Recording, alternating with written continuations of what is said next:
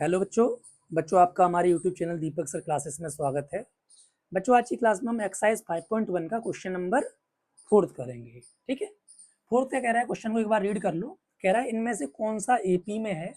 अगर एपी बनाते हैं, इफ दे फॉर्म एपी, अगर एपी बनाते हैं तो कॉमन डिफरेंस जिसे हम डी कहते हैं वो निकालना है और 3 मोर टर्म्स और लिखनी है। 3 मोर टर्म्स का मतलब जैसे A1 A2 A3 A4 दिया है, आपको A5 A6 A7 find out करना है।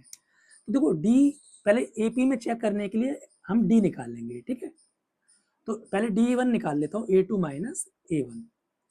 A2 है हमारी 3 प्लस रूट 2 माइनस 3, तो ये 3 कट गया। ठीक है, रूट 2 आ गई। ठीक है, अब देखो एटलीस्ट आपको सुनो, अगर एपी में चेक करना है ना तो 2 बार मतलब डी निकालना है।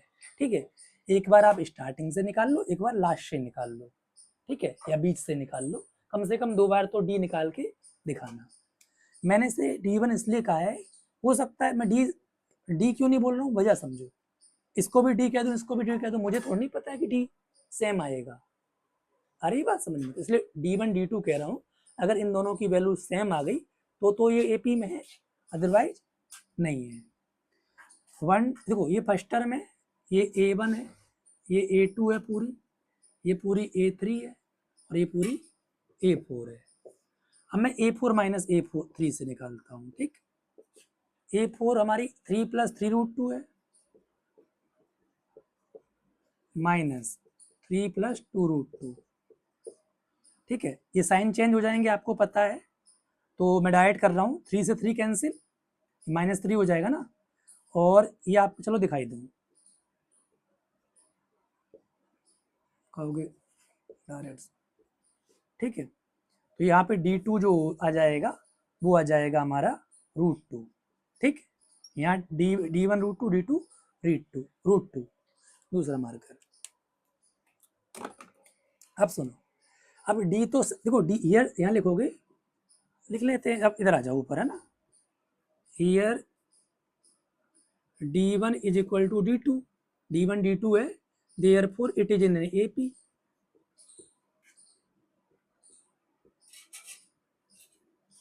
अच्छा सुनो, एक चीज और बताऊं, मैं क्वेश्चन 4 के 5th part, 11th part, 12th part और 13th पार्ट करा रहा हूँ। बाकी देखो ये पार्ट्स मुझे लगे जो थोड़े से टफ हैं, इसलिए मैं इनको करा दे रहा हूँ। बाकी पार्ट्स आप ट्राई करना, आपसे हो जाएंगे, अगर नहीं होंगे तो मुझे बताना। ठीक है, अब आगे की टर्म लिखनी है। सुनो, तो देखो ये A4 टर्म तक दिया गया है, तो इतनी बात समझ में आ गई है कि जो कॉमन डिफरेंस कितना है, रूट 2, तो आपको रूट टू ऐड करना है। समझ में आ रहा है ना, जैसे मैं कहूँ इसका आपने कॉमन डिफरेंस निकाल लिया, कितना है 2, तो इसका मतलब अगली नेक्स्ट टर्म में 2 ऐड कर दो, इसमें 2 ऐड कर दो। समझ में आया, तो मैं डायरेक्ट लिख रहा हूँ A5 जो होगा, इसमें जब रूट 2 ऐड करोगे ना, 3 प्लस 3 रूट 2 प्लस रूट 2, ध्यान सुनना, तो 3 प्लस 3 रूट 2 प्लस रूट 2 कितना हो जाएगा, 4 रूट 2। समझ में आ गई बात। अब इसमें रूट 2 ऐड करोगे तो 3 में, तो भाई इसमें इस पूरी चीज में रूट 2 ऐड करोगे तो 3 तो सेम रहेगा, ये आपका 5 रूट 2 हो जाएगा। ठीक है, ऐसे इसमें रूट 2 ऐड करोगे तो ये 6 रूट 2 हो जाएगा। तो ये हमारी आगे की कितनी बोली है उसने, 3 मोर टर्म्स बोली है, तो ये आगे की हमारी 3 मोर टर्म्स हो गई। हाँ अच्छा सुनो, अगर एपी में तभी लिखना है आगे की मोर टर्म्स, एपी में नहीं है तो नहीं लिखना है। ठीक है, चलो आ जाओ, यहाँ से D1 निकालता हूँ, A square minus A square में से एक कम नहीं होगा क्योंकि वेरिएबल सेम नहीं है। ठीक है, इतना जरूर कर सकता हूँ कि यहाँ से A कॉमन ले लूँ जो कि ये आ जाएगा। ठीक है, अब D2 कर दे रहा हूँ मैं, मतलब A2 माइनस A1 करा, अब मैं कर दे रहा हूँ 1 2 3 4, A4 minus A3, A4 A की पावर 4 है, A3 A क्यूब है, ये भी A4 माइनस A क्यूब नहीं होगा, मैं यहाँ से कॉमन ले रहा हूँ, क्या, A क्यूब, तो A माइनस 1। ठीक है, A क्यूब जब कॉमन लोगे तो यहाँ पे A बचेगा, ये तो बात, कॉमन का मतलब डिवाइड देना होता है, तो A4 divided by A cube करोगे तो आपको पता है डिवाइड में बेस सेम होता है तो पावर सब्ट्रैक्ट होती है तो 4 माइनस 3 1, तो ए लिख दिया मैंने, और ए क्यूब से ए क्यूब कट जाएगा। तो आप खुद ध्यान से देखो, क्या डी सेम है? D1 D2 डिफरेंट है, तो ये D1 और D2 डिफरेंट है, तो इसका मतलब ये AP में नहीं है। समझ में आ रहा है? Here D1 is not equal to D2, therefore it is not in AP।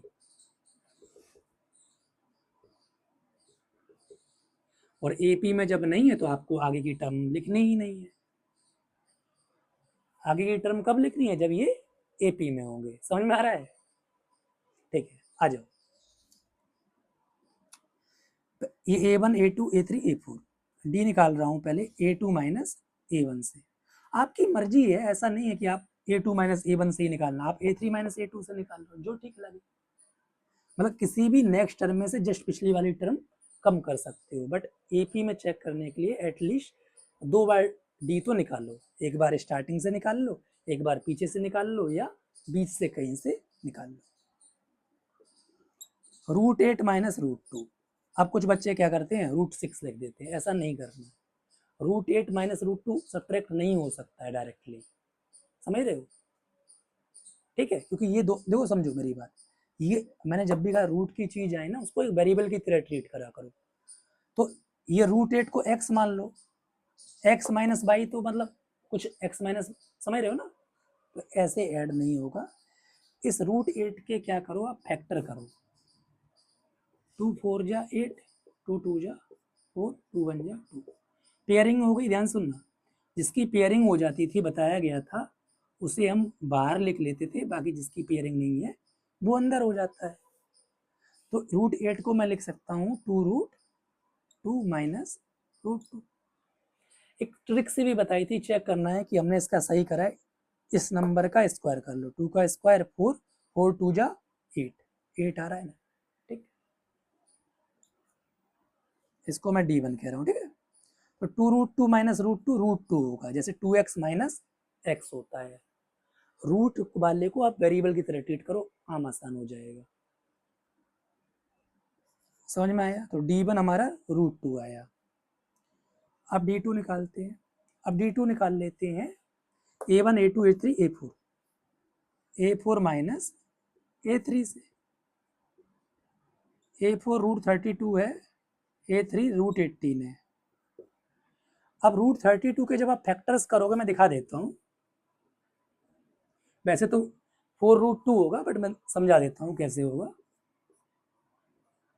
2 का इससे डिवाइड करा, 2 8 जा, 2 4 जा, 2 2 जा, 2 1 जा। कब तक करते हैं? जब तक नीचे 1 नहीं आ जाता है। सुनो, पेयरिंग होगी, इसे एक बार लिख लो, इसे एक बार लिख लो। मैंने कहा था जिसकी पेयरिंग हो जाती है उनका मल्टीप्लाई करके बाहर आ जाता है। 2 2 जा 4, तो 4 बाहर आ गया, जो रह गया वो अंदर आ जाता है, तो 4√2। समझ में आया? 4√2। ऐसे ही जब इसकी करोगे ना, 3√2 होगी ये। ठीक, ऐसे ही फैक्टर करोगे ना, समझ में आया? तो वहां से वो आ जाएगा। अच्छा सुनो, क्या ये सब्ट्रैक्ट हो जाएगा? हो जाएगा। मैंने कहा आप रूट वाली चीज को x की तरह ट्रीट करो, तो 4x माइनस 3x 2x होता है। यहाँ क्योंकि √2 है ना, √2 तो वेरिएबल एक टाइप से सेम हुआ, तो ये आपका 4x माइनस 3x x होता है, तो वैसे ये √2 हो गया। ठीक, तो सुनो, here D1 equal to D2, therefore it is in an AP।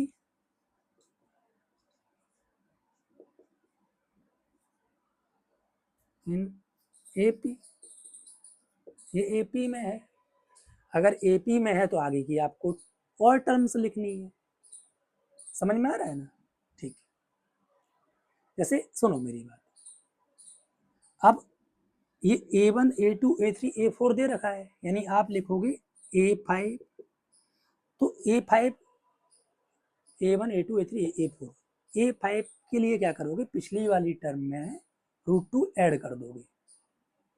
जैसे आपसे मैं इसमें बोलूं इनका कॉमन डिफरेंस कितना है 2, तो नेक्स्ट टर्म क्या होगी 10 + 2 12, वही होगी ना। ठीक है, वैसे ही मैं क्या काम कर रहा हूँ, इसमें जो A4 है इसमें √2 ऐड कर दूंगा। तो आप ध्यान से समझो, √32 को आपने √32 को 4√2 लिखा था, √32 को 4√2 लिखा था, तो 4√2 प्लस √2 यानी 5√2। ठीक, A6 5√2 प्लस √2 6√2, A7 6√2 प्लस √2 7√2। समझ में आया? आपको आगे की 3 टर्म्स लिखनी थी जो दी गई हैं उससे आगे, तो ये रही हमारी 3 टर्म्स। समझ में आ रहा है कि नहीं आ रहा है? करना चाहो तो वैसे भी कर सकते हैं, मैं ये नहीं कह रहा हूँ कि फॉर्मूले से नहीं होगा। A5 करना चाहो तो A5 = A + 4D होता है ना, तो आपको A पता है और D भी पता है, तो वैसे भी कर सकते हो। ठीक है, हे भगवान। अब सुनो,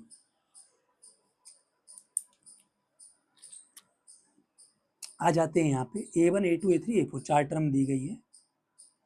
ठीक है, √6 माइनस √3, √6 के फैक्टर्स करोगे ना 2 × 3 होगा, तो किसी की पेयरिंग नहीं होगी, तो कुछ काम हो नहीं सकता है, मतलब कुछ बाहर नहीं आएगा।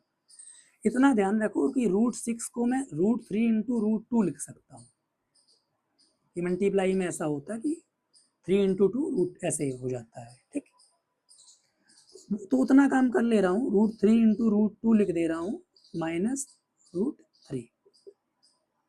अब इन दोनों में से √3 कॉमन लिया, तो √2 माइनस 1, ये हमारा D1 आया। ठीक है, समझ में आ रहा है? अब क्या काम करता हूँ, मैं D2 निकालता हूँ। ठीक है, तो D2 निकाल रहा हूँ मैं A1 A2 A3 A4 A4 minus A3 से। ठीक है, यानी √12 माइनस √9। ठीक है, देखो √12 को ना थोड़ा सा, चलो इसको इधर ही ले आते, इधर जगह नहीं है, ऊपर ले आते हैं, इधर आ जाओ। √12 माइनस √9 है,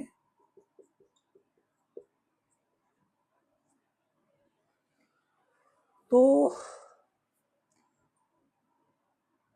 √12 के जब फैक्टर्स करोगे ना, तो उसको आप ऐसे लिख पाओगे 4√3। नहीं रुक जाओ, 2√3। ठीक है, 2 का स्क्वायर 4 और 4 3 जा 12, और √9 हमारा 3 होता है। ठीक है, अब क्या कुछ कॉमन ले पाऊंगा इन दोनों में से? तो देखो थोड़ा सा और समझो, आप चाहो तो 3 को √3 × √3 लिख सकते हो। लिख सकते हो कि नहीं लिख सकते हो? तो √3 कॉमन ले लिया। ठीक, तो 2 माइनस √3। ठीक है, बात समझ में आ रही है? √3 जैसे कॉमन लोगे तो कॉमन मतलब डिवाइड देना, तो जब इस 2√3 डिवाइडेड बाई √3, तो √3 कट जाएगा, 2 बचेगा, और इधर एक √3 कट जाएगा, तो एक √3 बचेगा। क्या D1 D2 सेम है? D1 आपका ये है, D2 हमारा ये है, सेम है? नहीं सेम है। जब नहीं सेम है तो इसका मतलब this is not in AP। तो अभी AP में नहीं है, तो आपको आगे की 3 टर्म्स नहीं लिखनी है। अगर AP में होगा तभी आपको आगे की 3 टर्म्स लिखनी है। समझ में आया? ठीक है, देख लो, समझ लो। ठीक है, बाकी अदर पार्ट्स आप ट्राई करना, आपसे हो जाएंगे, पक्का हो जाएंगे। ठीक है, नहीं होंगे तो फिर मुझे बताना। ठीक है।